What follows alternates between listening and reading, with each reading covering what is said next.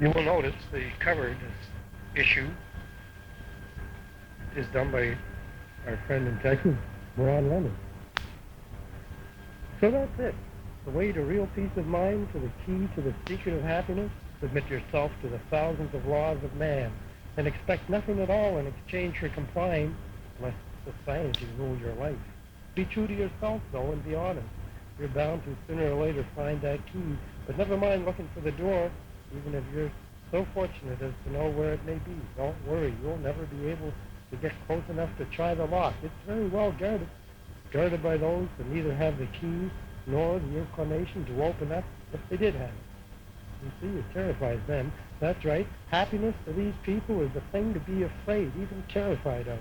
They don't understand it and won't therefore be able to understand anyone who would willingly, and that's you, carry that key. If it was in their possession, they'd throw it away or destroy it. But naturally, this is why it is not and cannot ever be theirs to hold. No, not for an instant. But what to do with this key? Bury it, melt it down, and make a medallion of it, and mark with failure, unhappiness, and defeat. They hang about the neck until dead, a millstone of bitterness to take to the grave, where it will, after a time, survive the body you once dwelt in. No, no, no. Take the key, handling it very carefully, as if it had life, like a baby in arms, and go to a trusted locksmith. Make as many duplicates as you can afford. But wait, don't sell them. Don't hand them out indiscriminately either. No, not just to anyone. Simply share them with your friends, the ones you know you can count on. Those you've always counted on, the ones who have searched, maybe still search, for happiness, for peace of mind, or for some semblance of these items of the real stuff. Imitations, they're useless. Imitators, not invited. And tell those you give copies to that there is one small requirement. They, in turn, must go and do likewise, and be happy. Be happy? That's all. That's it. But be careful, therefore, and be happy. As careful as the oldest living cockroach, as happy-oriented as a Care Bear, as a character from a fairy tale or a comic book. Yes, that's it. That's the way to peace of mind, to joy, and ultimate reality, to happiness, into the fantastic goal.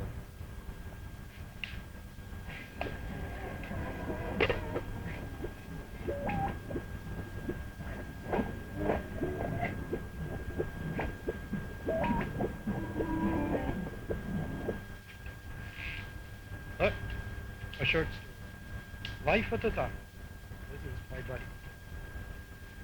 He was digging away at the tunnel, dig. All his life he had been digging, for he had been born far in the center of something that was alternately hard, soft, cool, hot, mediocre to varying degrees and layers and levels. He knew it was his purpose in life to dig and to keep digging steadily through until he arrived at the surface, for he knew there must be a surface. He had heard the rumors that said somewhere high over his head there was a world where people could live and move and be happy without worms everywhere. There would be fresh air and water, nice scenery, and far off in the distance, lights to brighten the darkness.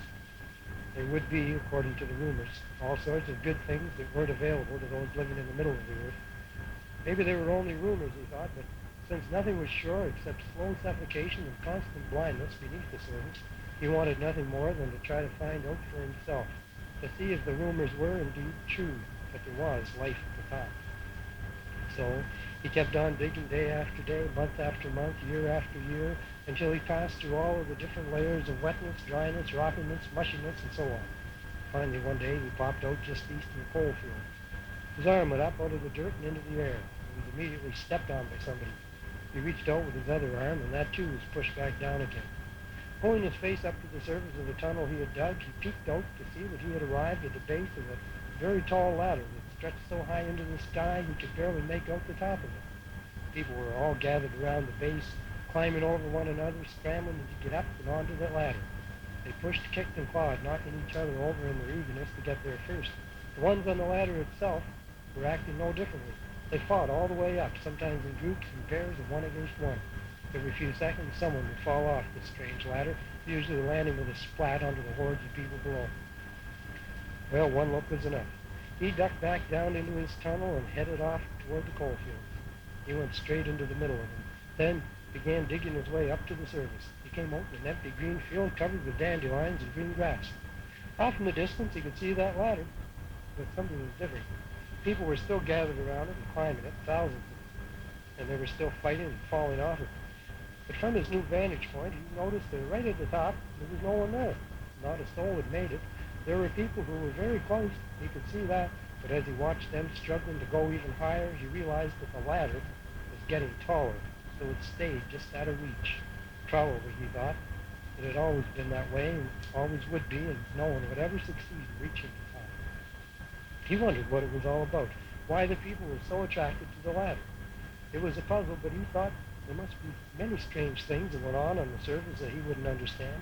So he shrugged and turned around to see what was in the other direction. It was a mountain range, and he could smell the fresh air that blew down from it. It was very sweet and inviting. He felt the warmth of the sun on his face and noticed the blueness of the sky. He could see very well that there was nothing at the top of that ladder now as he turned to give it one final look. There was nothing there but empty, beautiful sky. Well, maybe, he thought, maybe the people were all blind and couldn't see what they were trying to get to. And if so, then maybe, too, they were unable to see the mountains behind them. But he didn't know. All he knew, really, was that he had finally made it to the surface and that the rumors had turned out to be true after all. And so he walked away from the coal fields and toward the green forests bordering the mountains. He had heard that there were great ponds of water beyond those mountains, and he intended to find out if that, too, was also true.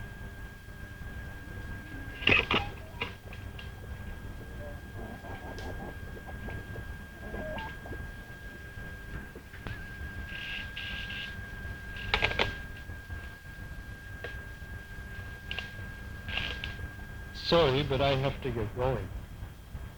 By O.A. Rosenkrantz. Once, quite some time ago, I had a really beautiful teapot. I had it for a number of years, and I was very fond of it. The china was thin and translucent, and every day when I had my tea, I would admire the fine workmanship and the graceful lines of the pot. Often I would marvel at the strength of the delicate material. Well, one day, quite unintentionally, I dropped the pot. But to my amazement, it didn't shatter into a million fragments as I had expected. Instead, it broke perfectly in half, as though it had been divided by a knife.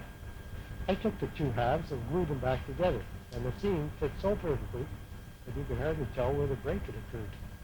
But as time went by, I found that the tea didn't seem to taste quite as good anymore, and eventually the pot began to leak a little here and there along the seam, and so finally, without giving it much thought, I threw the teapot out.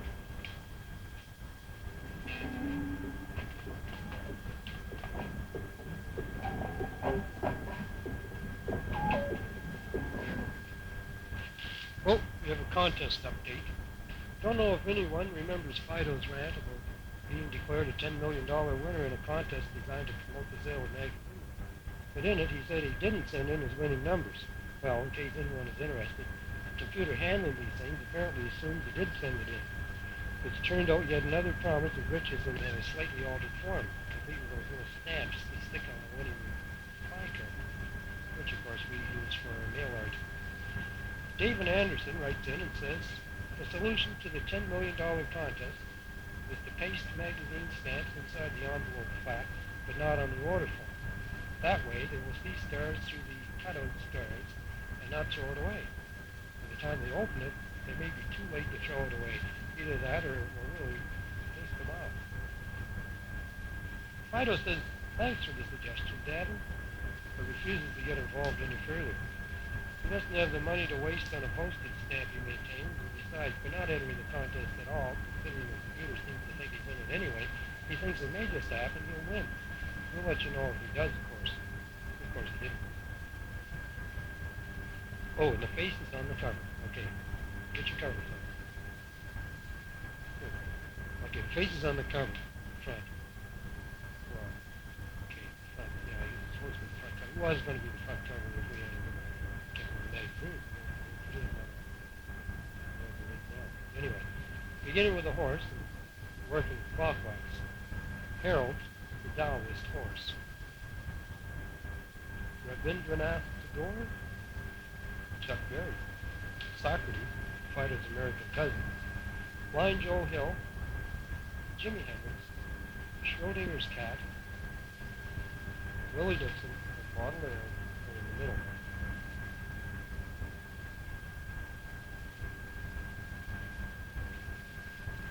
No postage required? If suddenly and unexplainably all of the individuals who are literate and alive in the little country known on the maps of Earth as Canada were to send missiles, letters, postcards, and notes to their representatives, care of closest to the common people. There was one fellow who put it in the House of Commons, Ottawa, Ontario, K1A0A6, and voiced their views, made known their honest opinions, ideas, and solutions to problems concerning the aforementioned country. If everyone wrote in an effort to provide thoughtful answers to the problems plaguing the population, so that there would be ways and fruitful applications in a manner and fashion that would be of benefit to everyone, and this does not require any sort of postage. If everyone did this, being open and care-filled for the interests of all who call themselves Canadian, if our members of Parliament, whom we elected to speak on our behalf and to govern the affairs of the country, were to receive a sudden flood of mail to their offices, do you believe it would make any difference, or would it simply be a waste of time? What do you think? Or are you as cynical as we're inclined to be? For it is fact that the recent federal budget is not without the expectation that the average citizenry, not corporations, should be the ones to help reduce the national deficit.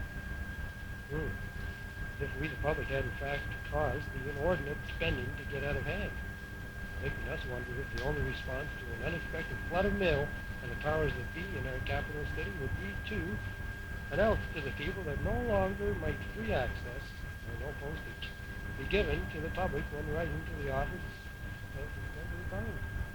So who knows? Maybe they simply carry on as usual, and put all the letters and notes into the trash, or recycle them and send them on to all those to whom the country owes all this money. But they wouldn't do that to us, would they? We voted for them.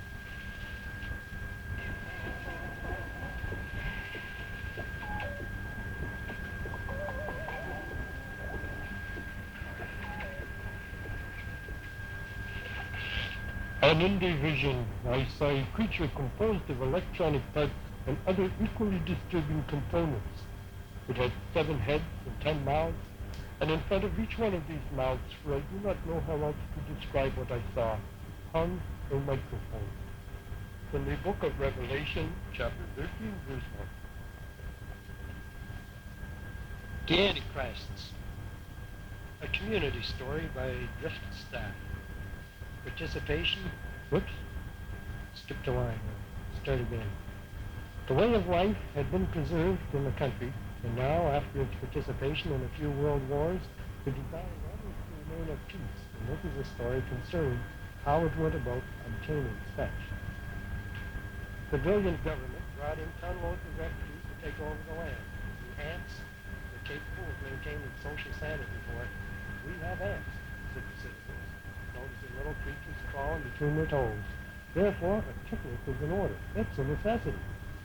So the citizens, overcome by hordes of the tickling ants, held a grand picnic to celebrate their ants. Hey, look how peacefully the ants live, they said.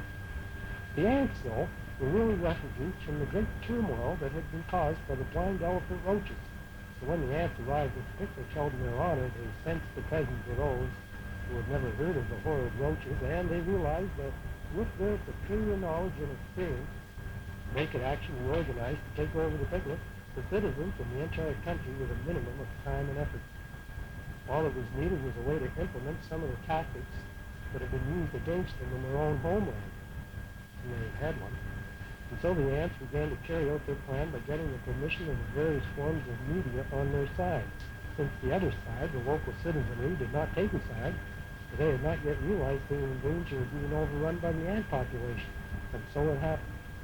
The ants then began herding the other refugees onto large cargo vessels bound for Siberia and the older ice fields. Perhaps we should examine these refugees in more depth. They were large, grotesque people who towered above the citizenry and the ants, naturally, and they smelled worse than well as the roaches. And worst of all, they were white.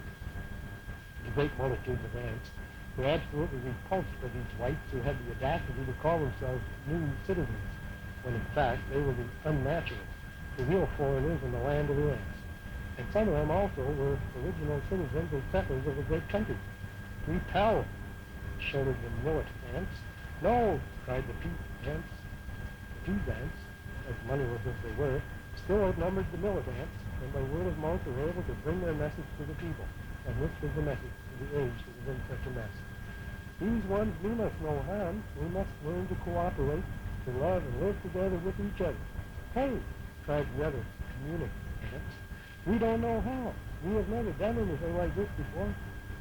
The peas ants passed out condoms to the refugees and warned them they had better get together right now before it was too late to make love not war with the people of the overtaken country. Because at this stage, you know, it was not generally understood who owned the land anymore. So share the wealth with the original inhabitants, they said. And a hell of a love became the cry of the millet ants. Ah, but what of the elephant roaches? Well, Slocum, the major dolphin, strolled through the meadow, picking daisies to smell, plucking raspberries to eat. His feet flushed through the duck that had been produced by a month-long rain. Isn't this beautiful? Cried Slocum, watching black, rainy mud loose between his toes, making them less itchy than before. And so the millet ants were crushed, and we still, to this day, don't know whether they drowned in the grainy mud or were suffocated by the wonder and beauty of Slocum's dreamy cry. And that is how, in the end, the peace of the land was gained, by grainy mud or peaceful crying.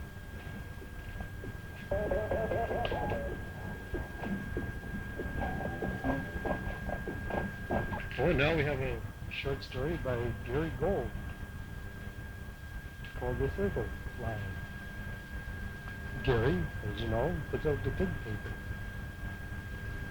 The Circle Line, Act 1. Let's see. Now, if you can't believe I'm leaving, you can. No, nah, that's not gonna wait a minute. Here's the thing for what I'm building. What? Lawsuit, that one, or what? Yeah.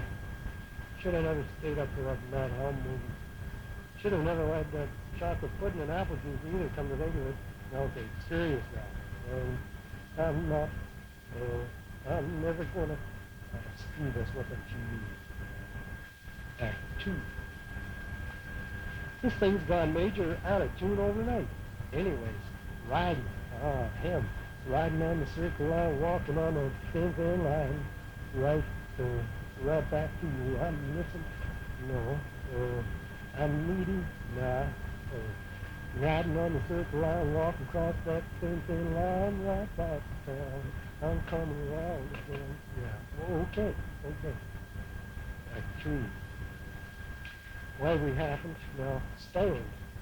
Yeah, okay, how's that sound that time? Oh, not too bad. Just gotta watch those backups. What? The now face south? North. Whatever. Those parts? Yeah. Then I think we got it. Okay, want to try her again? Do we have to? No, we don't have to. Let's try something different. Yeah, something new. Yeah, you got anything? How about open the door? That one. Get serious. That one really sucks. Open the door, need some more. I want to pour out my love to you, baby. Gee, give me a break. Okay. Hey, you got anything? Oh, not really. Except, well, I was fooling around with this one thing last night. It's not really finished, but, well, how'd it go? Yeah, let's hear it. Well, I don't have it all worked out yet, but the chorus goes something like, let's see, riding on the circle line, walking across that thin line, right back to town. I'm coming around. Sort of, something like that. Hey, that's okay. Yeah, let's do it then. Really? Yeah. How's it go again? Act 4. You guys think we can go just one more number to really yell for something, you know? Gee, I don't know. Come on, guys. It's only 5 after 1 for crying out loud. But we don't know any more stuff. Wait a minute. What about that new one? The circle line thing? Yeah.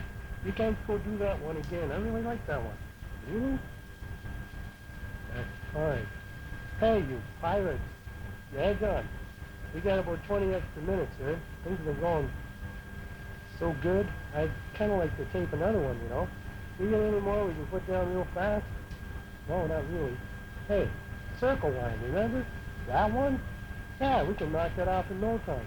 I don't know, because I'd really rather... That's a good one. Let's do it. Yeah, let's go.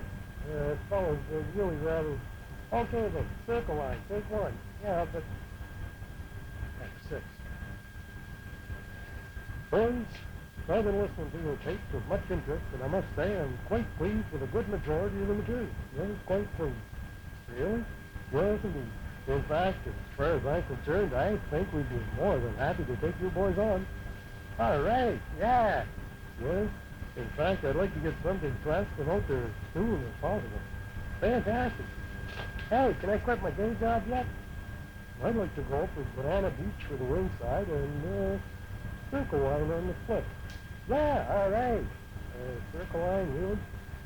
Boys, I believe this calls for a celebration. Miss Davidson, send up a bottle of her best. Could you be so kind? Fantastic. Yes, and while we're waiting on the libation, shall we say? All right. I suggest we just pop upstairs briefly in order to dispense with the formalities, shall we say. Just a few simple forms that need to be signed before we're on our way, as it were. All right. One. From me, management, publishing. Just a standard little agreement, you see. And we already have our own publishing arrangement. Cool, will you?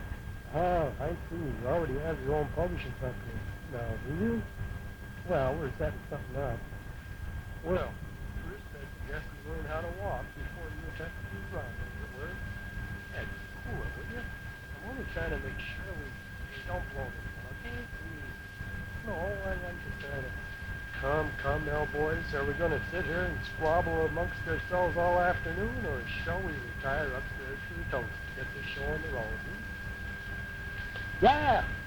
In fact, I'd like to discuss some television appearances immediately. That is, if you boys are interested. Yeah, all right. All of you then, boys. Fantastic. And that's just about the hottest little disco going this week. Well, Sunday trailer way to the top of the Circle Line. Showed him looking, and one thing to watch for, I'll tell you, all this week is going to be big for Circle Line 50 radio. They're playing Circle Line a lot, are they? Yeah, that seems to be the side everyone likes best. Really? And just wait till you see the video. Video. Of course, that's why they had to redo the song, you know. I was wondering where that big old 4-4 beat came from. Oh, don't worry, man. Makes it better for the dance club. It'll fit right in with all the others now. Yeah, but I don't like drums that go. And they re-edited that center part, too. Chopped it right up so they can stretch that first part over and over. Oh, not the 1-4-5 part. Yep. That means the verse about the curiosity shop is gone. History. But that was the section I really thought was most necessary in order to further the... Huh? Well, the part I really spent a lot of time on, you know. Hey, come on. We got to get to that reception before everything's gone, eh? I think I'll just maybe hang back here tonight. What? Come on, you got to go. It's your song. You're the kid with the hip, man. I know, but Mr. Circle Line himself. Ta-da! Hey, leave me alone with you fellas. I'd just rather... Hey, we got a gig to do, man. That means you, too. Yeah, just because you're a hit songwriter now, a lead singer, the hunk on every 13-year-old's wall. Come off it, will you? Oh, you come off. Yeah, just where do you think you get off, huh? One hit and you think he's George Michael.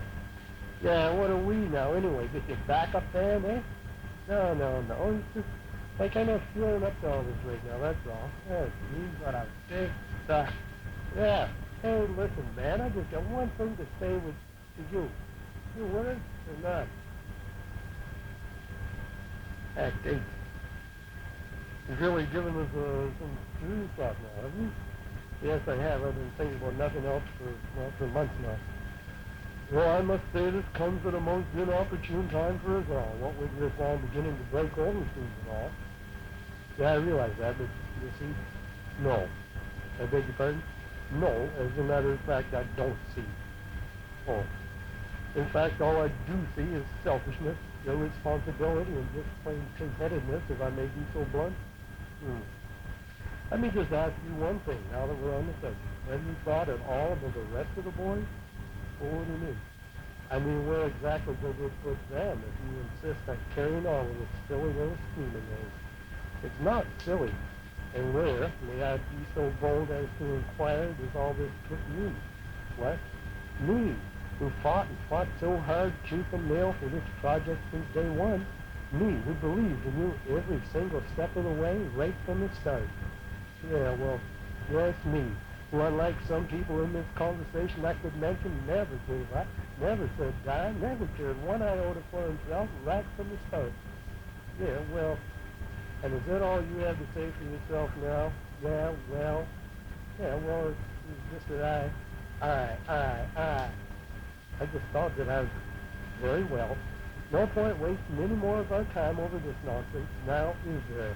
I have some important business to attend to upstairs, if you'll kindly excuse me. Thank you. Oh, and by the way, we will have our solicitors in touch with you within a fortnight. Miss Davidson, will you? Solicitors? Yes, solicitors. You see, I believe there happens to be one tiny little matter you seem to have overlooked in the midst of playing up your quaint little prima donna scheme, and playing it oh so effectively, I might add. The matter of your contract. Contract? And, might I add, your signature thereupon? But surely under the circumstances we would come to some sort of an agreement. No, surely under the circumstances I think not. We shall be in touch. Good day. But I thought you said good day. But hello? Operator? Act 9. Let's see. Now, you can't believe I'm leaving you. No, that's not gonna. Oh, wait a minute. I got it.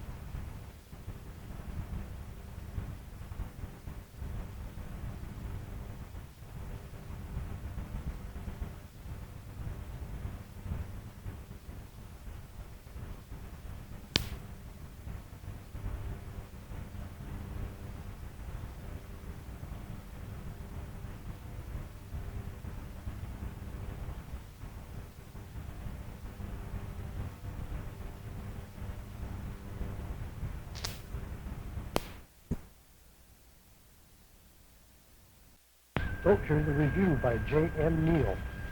It's our East Coast promo man. To Atlantis with love. J.V. Luce, in his The End of Atlantis, attempts to prove that the Minoan civilization centered in the Mediterranean and destroyed by no one knows what around 1500 B.C. was the Atlantis spoken of by Plato. He accepts most of what Plato had to say about that fabled land, yet dismisses one very important fact. He makes light of the 9,000 years Plato claimed passed since the antediluvian land croaked. I call that kind of irresponsible scholarity and usherism. Usher being the creationist who traced Genesis to the early morning hours of 4004 B.C. Ergo, there was no 9,000 B.C. Luce is not alone in dismissing Plato. The first historical Plato basher was Aristotle. Strangely, it was only recently that at least one of Ares' rules was broken.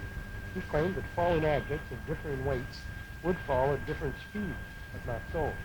The whole thing would be laughable if not for the fact that Western civilization very early on in Christian times dismissed the mystical Plato in favor of the more scientific Ares. This was done at the Council of Nicaea in the 4th century Anno Domini. Henceforth, all mysticism was locked in. No one needed another miracle, and certainly not anything that couldn't be proven under the microscopes of Aristotelian Christianity. So where does this leave Atlantis? Exactly beyond the Pillars of Hercules, right where Plato left it. But I think an even more intriguing question might be, where does that leave Christianity? Well, if you ever wondered what it was like to have lived in Atlantis, All you have to do is look around and see for yourself. Mr. Neal also added one of his famous poems in the end of this, and I'll attempt to read it, but like the rest of this whole tape, you really have to put up with my voice, you know. O vast and glorious Atlantis, I come to you again. I see you now amid the thoroughfares of America, selling alms and setting bombs in the depths of your soul that will destroy you again. O fantastic port of Poseidon, I fill your mouth once more and climb the stairway to your silver-sided golden crown temple to worship once again the ivory golden idol of the trident. O beautiful Ascara, my love, 1,000 times once again I worship at your silken feet. O great and powerful Eden, I see you writhe in pain as your death knell sounds once again, as you cleanse your airways and raid the Athenian enemy so godless you would have them destroyed before they destroy you. I see you rising great continent amid the congestion of the global village once more to claim your victims, and I ride with you once again down into the waging waters.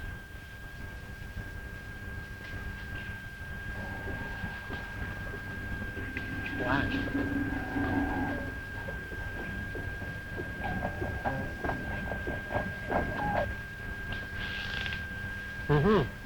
Another review.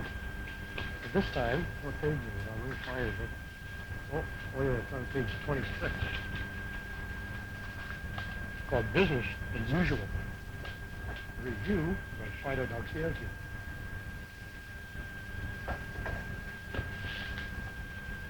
Fido's out at the moment, so I have to read this for him. A State of Mind. My story, Ramford, The Adventure Begins, by J.Z. Knight. Warner Books, 1987, 445 pages, ISBN number, hardcover, price not indicated. Yeah, like I said, you're going to have to excuse my voice here. I get a little bit of a cold. That's okay. You've been known to get over colds. After overcoming a traumatic childhood, the author goes on to have a UFO experience, a miraculous healing, a visit from a dead friend, 3 husbands, and a horse named Slim. Then cometh the Ramford. In a dazzling light to her kitchen, Jay-Z standing there staring, paper pyramid on her head, no doubt enabling her to see the wondrous vision. But at least she's honest about it. The power to reason had fled my mind, she says. Her husband, bless him, instantly recognizes that she's had a holy experience.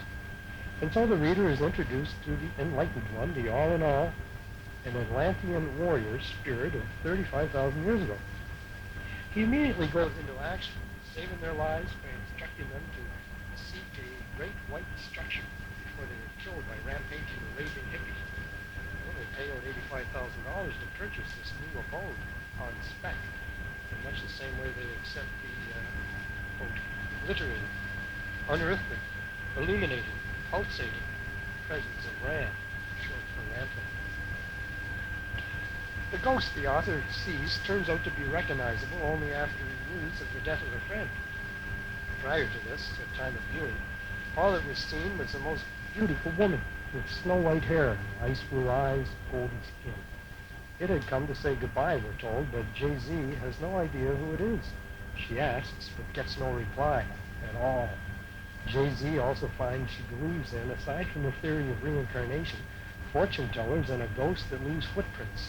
I like what the doctor tells her while she's in the hospital, before, of course, the miracle healing. You have profound convictions, but please don't give up on living because you have them.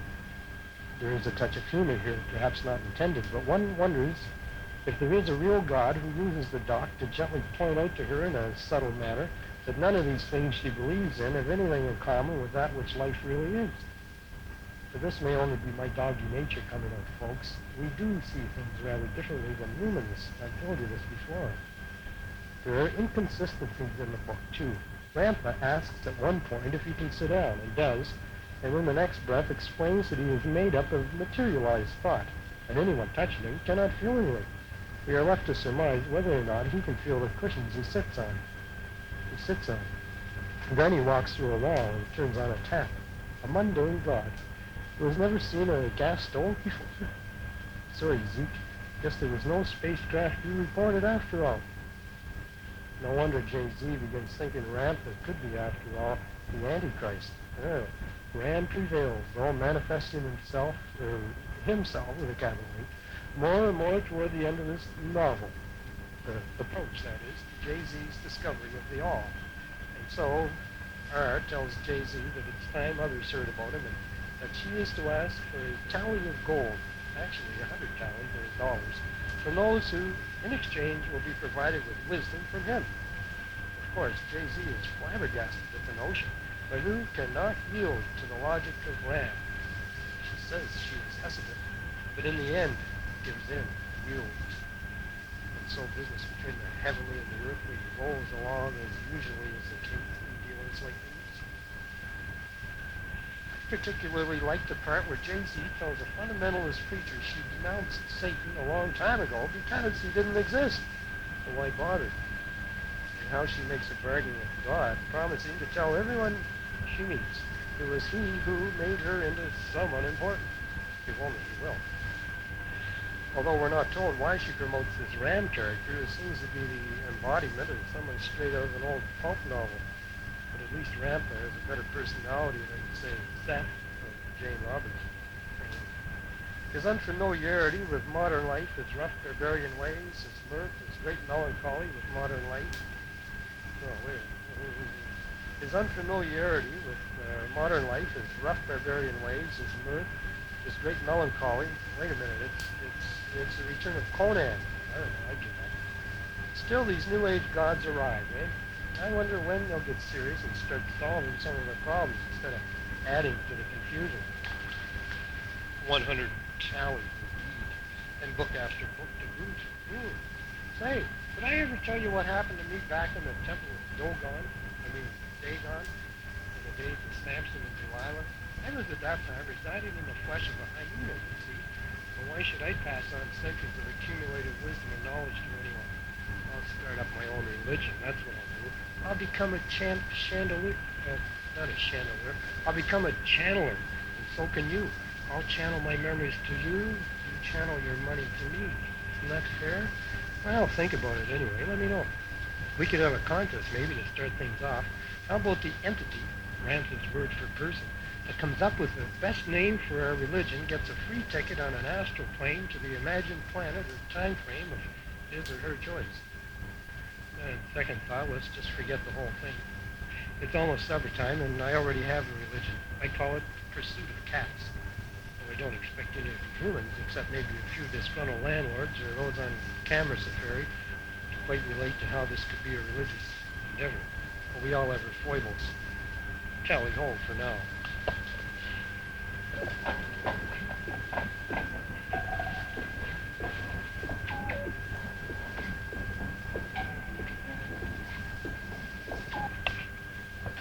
There's one short review here of a little magazine called The Obligator. I'm looking at volume 2, number 1, February 89, P.O. Box 915, Muskegon, Muskegan, Michigan, 49443-0915, USA. Send $1 or some stamps, American stamps. The title is taken from a portion of a letter included in the back of the Bible from a man named Paul who was writing to people living in Rome in the 1st century. But the content of this little 12-pager is more up to date, reviewing metal bands such as The Warning, The Lead, or The Lead, and Torn Flesh, all evangelical message carriers.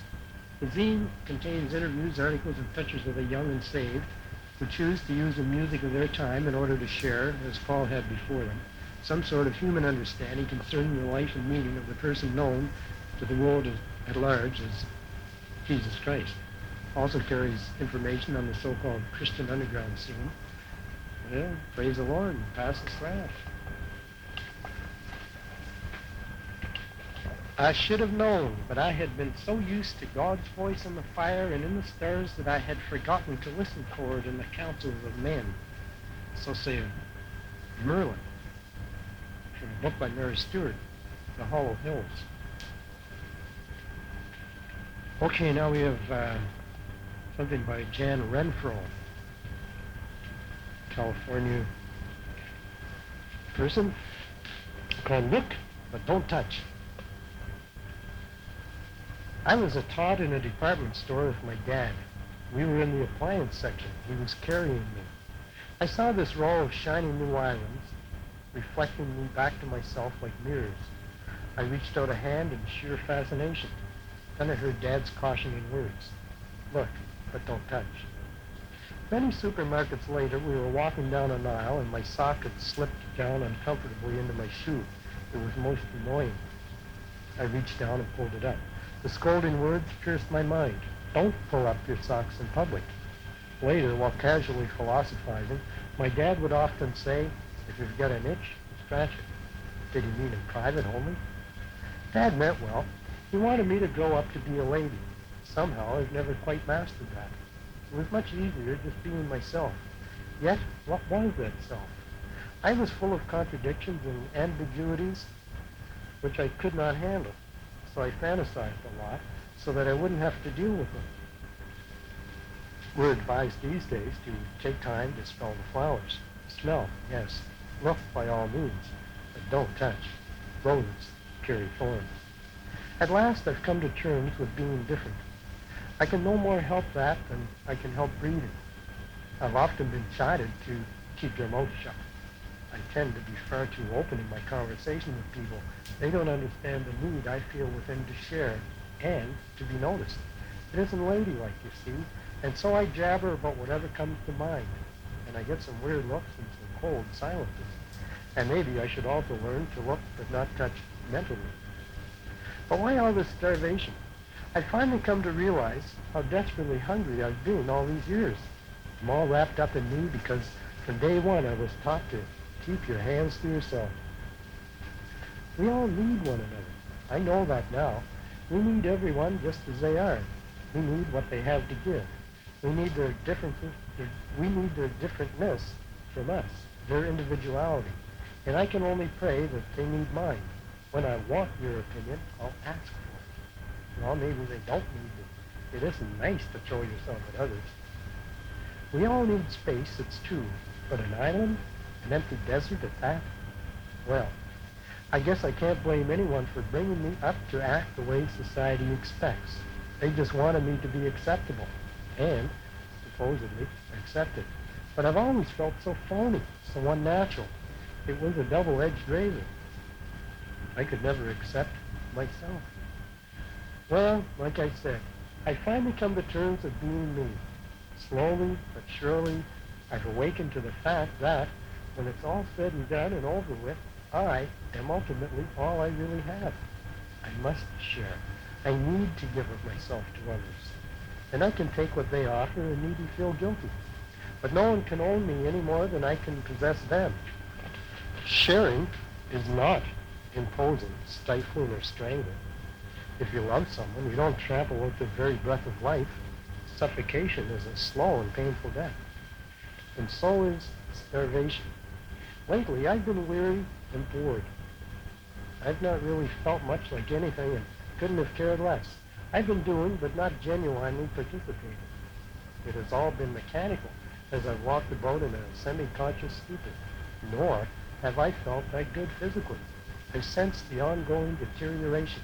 I'm over 30, and I've honestly wondered if I'm dying. Well, maybe now there's a chance. When I feel I want to touch, maybe next time I will. Touching isn't breaking. And if someone seems bored because I talk their ear off about unrelated things, okay, I'll give them their space. If I shut up long enough, I might even hear what they need to talk about. And then, when I respond, they won't be bored. And perhaps, when something's eating me alive inside that I absolutely must say, I might even find a listening ear. Yes, this little gray sheep is finally learning that dark wool isn't so stigmatic after all.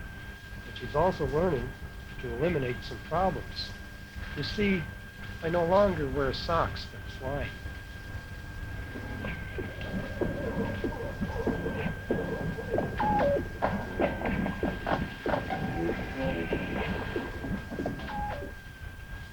Well, Poetry fiction contests. New competitions are announced every other month in information-packed publications. Send SASE to Literary Markets, 4340 Cold Fall Road, Department Y, Richmond, BC, V7C1P8, Canada.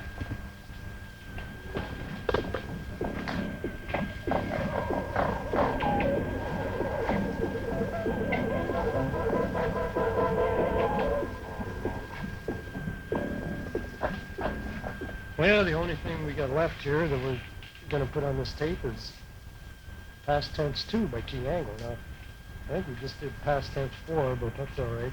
No, we did Past Tense 3. Oh, well. Past Tense 2 by T. Angle. How did it all begin?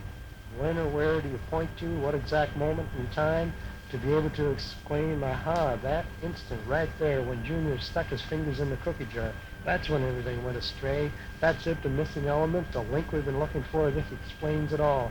As if life were a scientific experiment, a play, a parody. No, it starts really in the womb or earlier.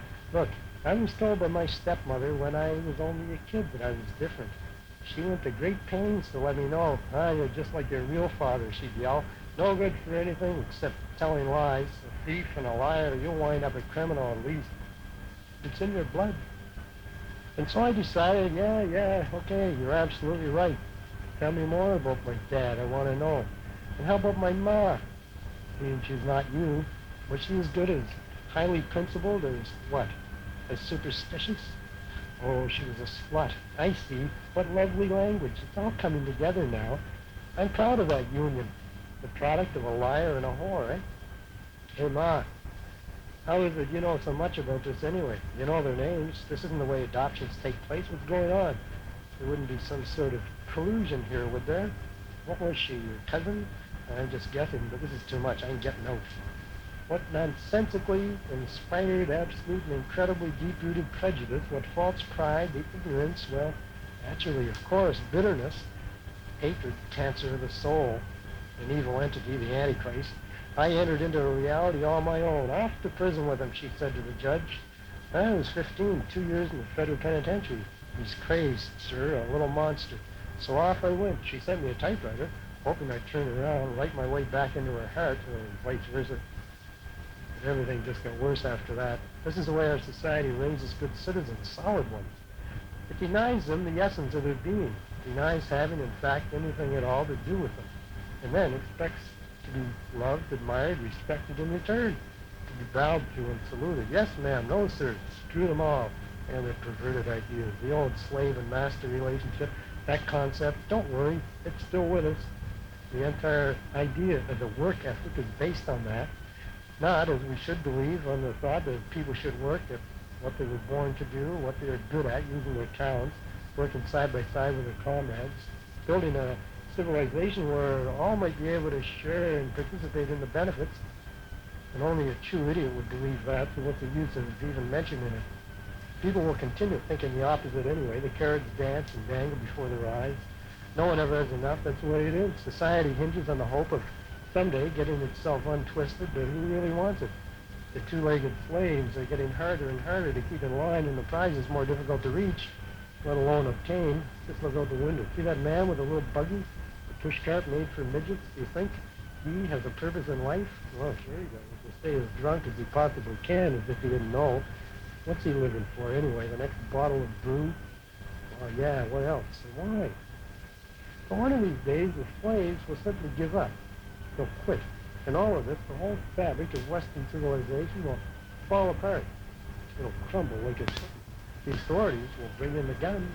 It happens everywhere. What makes us the exception? And everyone will see we're not as civilized as we might tell ourselves. We'll see what happens then, but one thing's for certain, the masters and the slaves on that day will be clearly defined. And we'll all know exactly who everyone else is. No one will be able to hide then. It all begins, you see, as I said, before birth. If you're lucky enough to be born, or unlucky enough, at least the ones who join together to unwillingly mix and blend their genes into the little matrix that formed me, at least they have the common decency to allow their creation to see the light of day. They couldn't have been as horrid, as evil, then as I've been told. But why write about it? I'm interested. That's the reason. No one else has to listen to this. It's not a television commercial. It occurs to me, though, that everywhere I turn, people not only live like slaves serving an obscure society they don't care to understand, but they have a question on their lips, too. What's happening to old Mudball? Has everyone gone mad? Finally? Yeah, we are. The whole damn place is cracking up, going insane. The craziness spreads. Worse than AIDS, quicker and deadlier. Infecting everyone. Even the animals are rebelling in the rivers and forests, the skies. And the only demand to be heard in this is slaves, more and more slaves. Madness, you see, like love and hate, may take many forms. It can be blatant or subtle, loud, quiet, and it's very deceptive. It'll have you living to chase a dream that isn't even there. You'll hallucinate your entire existence if you're not careful. But once you get used to it, it becomes easy. The illusions become reality of a sort, and everyone lives in their own private world. Well, read the newspapers. Go ahead. Show me how sane it is out there, and then show me the logic. And the streets are full of people who barely know who they are, some of them. Where they'd go if they had the chance. They're caught, you see, trapped in myths. Wrapped up in laws and regulations, rules that make sense only for the ones that pass them, usually. And then there are the drugs, the depressants, the antidepressants, the side effects, solutions, Valiums, all the rest of it. And street drugs, crack, not to mention alcohol, and the heady drug of religion, the wine of safety, filling their nostrils, leading them nowhere. And we fall for it, tell the rest of the world, see, we have no wars, we're better. And of course we don't have any wars here, not yet. We'd shoot ourselves, we're baffled by our own image. We're doing it already. Go read the news again. And no one will believe you. But what holds us together? What is the glue that prevents us from cracking all together? Where's it from? The stars? All we want is an explanation. But this is only my way of asking. Not that I really expect an answer, so I'm sure I'll receive plenty of them. What are we visiting this planet for? Uh-oh, he's going too far now. He must be crazy. Totally. Don't ask something like that. It's mad. Mad. But why are we here? To obtain money, power, slaves, to become masters? Then what? We die. It doesn't add up. They, we, say that the human race is one, part of some universal mind. Well, does it have amnesia? Is it asleep, dreaming, or what? Or is it just that we aren't as aware of it as we like to make out? Either way, there's still no answer. The way some of us approach this question of living when we're forced into this, why, you'd swear it was just some other hobby like bowling or knitting or collecting slaves. Well, maybe we should all go out and crawl back into the womb, but it's too late for that. Somehow, though, everything to me seems to hinge on the past, opening to the present. I don't know anything at all, and no one else does. Born into this weird set of circumstances with crazed genes causing me to run wild right from the start. It was all in the genes, don't blame it on the devil. My uncle, he got zapped with the God power when he was in his 20s, so I was told. He went out into the woods, left everything behind. He understood what I understood. He became a hermit. I tried it for a time, too. I should have stayed in my cave. The same thing happened to me, yeah. I became a fanatic, a zealot, and what did they say then? Oh, no! I wasn't like my blood father anymore. No, I was more like his brother. So what was I supposed to think? What would you think? What if it was you? Well, how does anything begin if not with a puzzle? Life is a maze, and for me, it's all started in the genes. I looked around, worked here and there, doing things I disliked just to stay afloat, to have enough money to survive.